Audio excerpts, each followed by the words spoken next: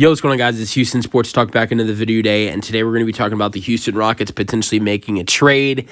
I'm going to be talking about the Houston Rockets potentially making a trade with a very bad basketball team, and I think this is probably my favorite trade that the Houston Rockets can make in this offseason. In this trade deadline.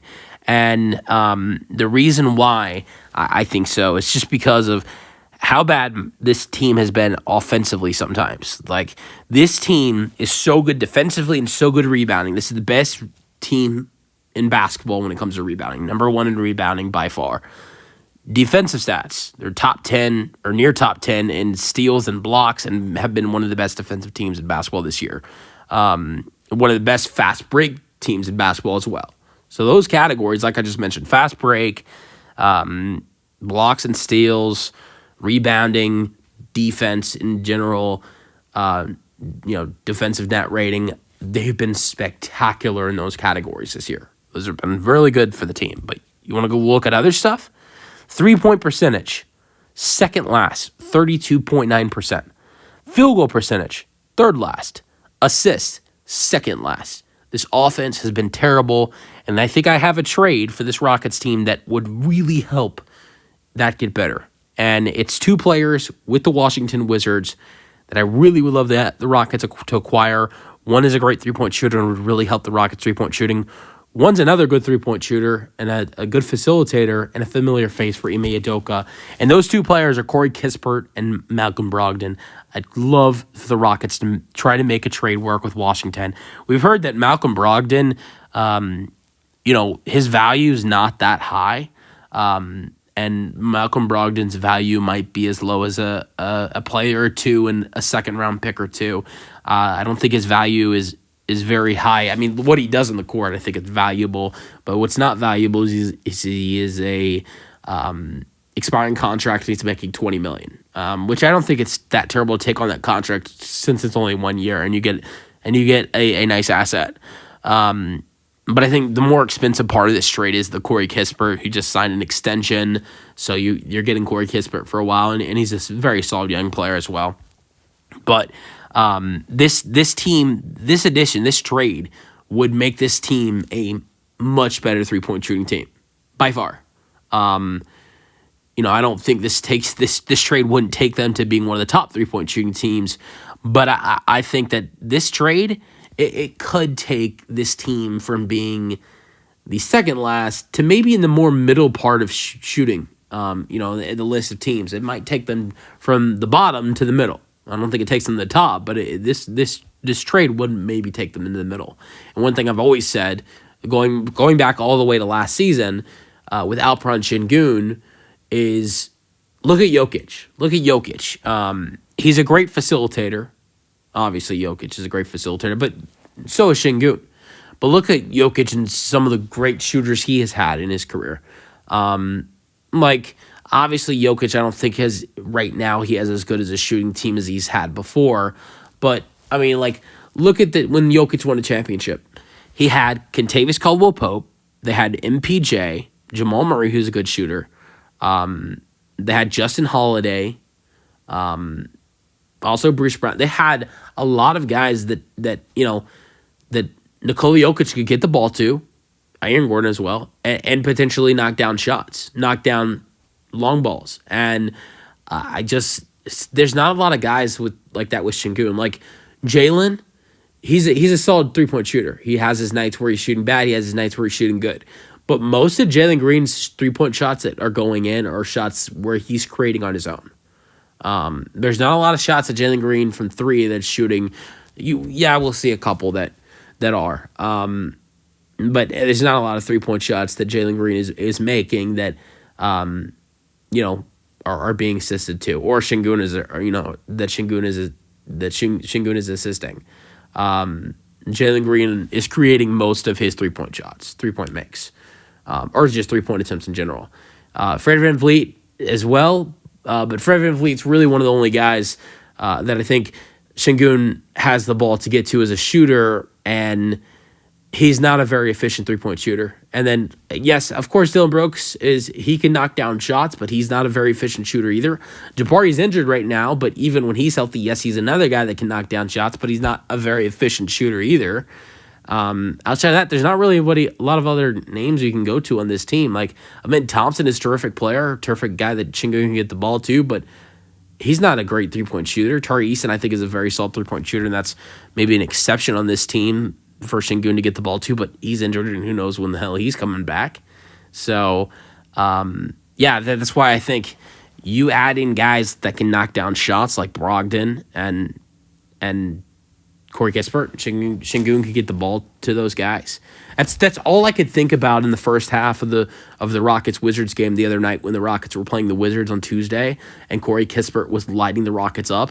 Every time Corey Kispert made a shot, the first thing that went to my mind was, could you imagine if Shingun or Fred VanVleet or Men Thompson had a shooter like that to get the basketball to?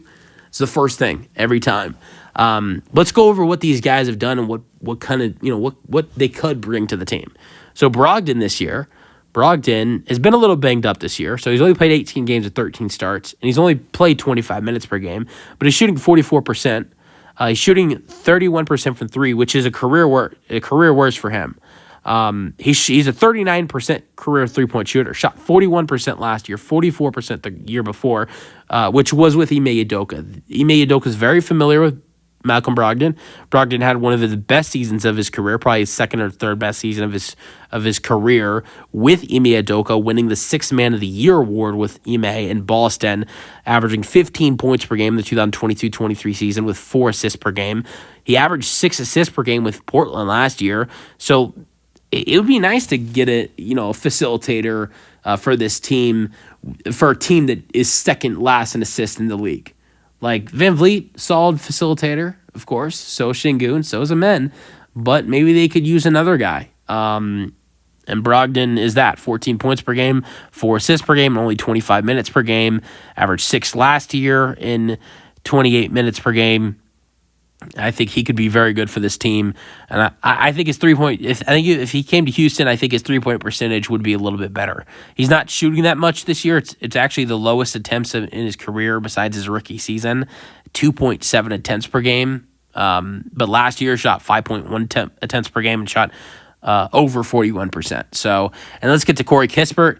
Corey Kispert just this past week scored a season high 23 points against the Rockets.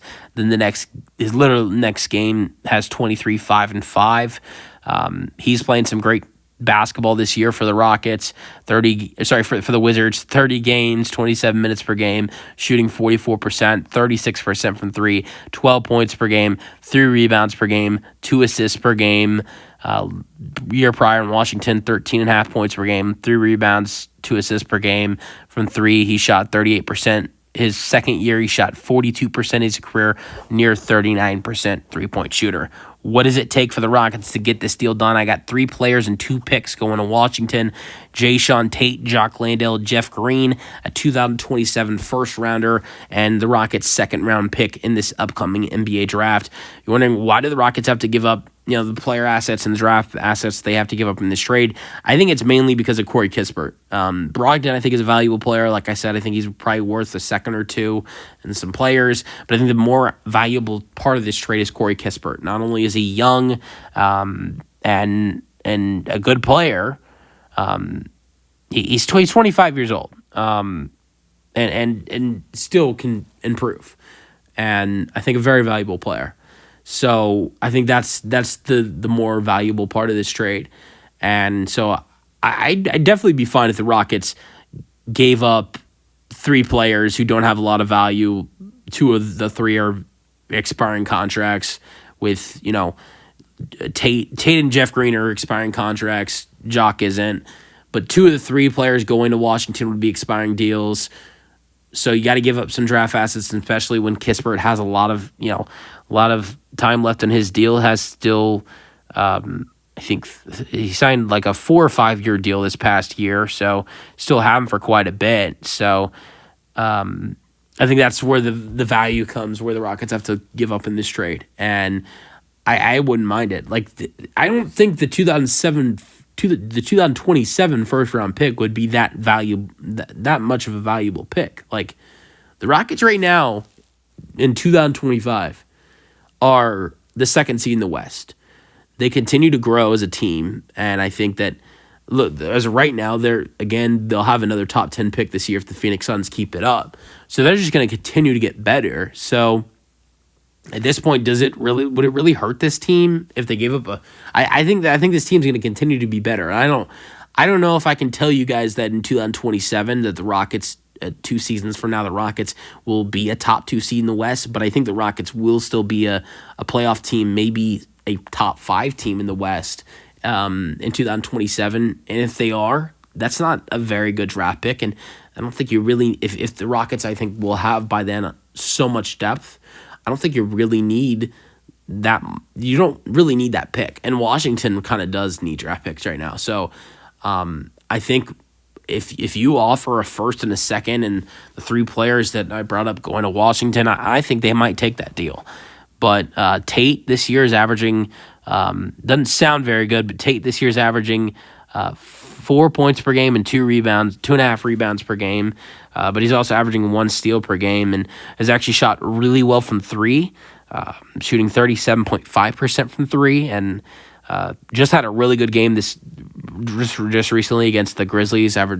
He had 12 points and 4 rebounds against the Grizzlies. Went 2 for 3 from 3, and his numbers are a little bit down because for a good part of the season he's not been in the rotation, but in his last at least 10 games, or maybe 6 or 7 games, he's been in the rotation more. And I think if you go over his points per game average when he's been in the rotation, I think that number is probably in the number of like 6, 7, 8 points per game and not 4. If you just go over the games where he's in the rotation and not at the end of the game because it's a blowout. But Jock Landale has been another guy who hasn't really played a lot this year. He's played 20 games, 9 minutes per game, shot 42% from the floor, 43% from 3. He has 3 points per game, 3 rebounds per game, 1 assist per game, half a block per game. Jeff Green this season, he's 40 years old, has played 11 games, 1 start, 9 minutes per game, shot 52% from the floor, almost 34% from 3, 4 points per game. So it's not a lot of talent player-wise going to the Wizards, but I guess that's why you're giving up a first. I wouldn't mind if a first and a second. I wouldn't mind if the Rockets had to give up a first and 2 seconds because, like I said, I think this team is so terrible when it comes to scoring, 3-point shooting, facilitating, getting assists, and I think Brogdon and Kispert would both help in those categories. I'm going to hear your thoughts on the Rockets potentially making this trade.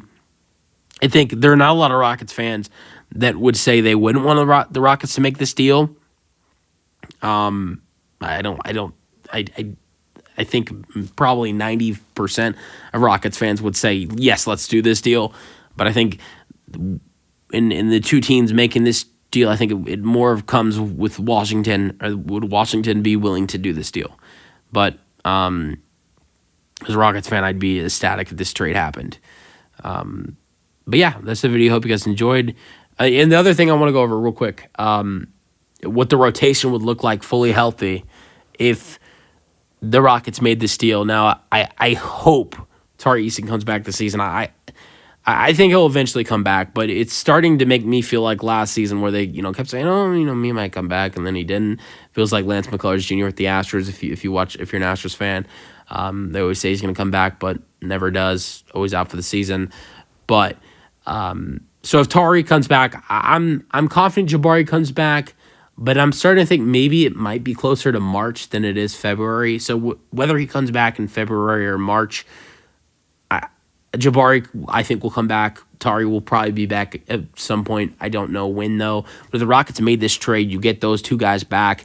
I think it's probably still the same starting lineup of Fred, Jalen, Dylan, Jabari, and Alp. But then off the bench, I think the bench just becomes even more elite. You have Brogdon, you have Amen Thompson, you have Corey Kispert, Tari Eason, and Steven Adams.